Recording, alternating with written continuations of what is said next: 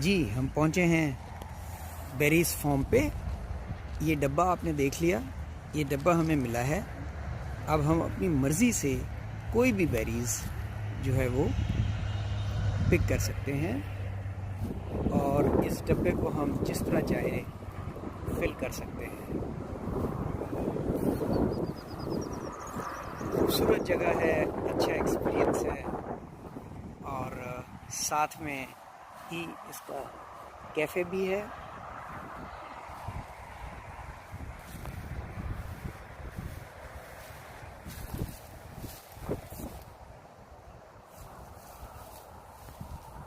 पहले blueberries pick किए, अब रेस्पबेरीज पिक कर रहे हैं। इसके बाद शायद स्ट्रॉबेरीज की बारी आएगी। ये स्ट्रॉबेरीज का एरिया है। ये मुझे कुछ डिफरेंट लग रहा है। हमारे यहाँ तकरीबन स्ट्रॉबेरी ज़मीन पे होती हैं, लेकिन इन्होंने स्टैंड्स पे लगाई हैं।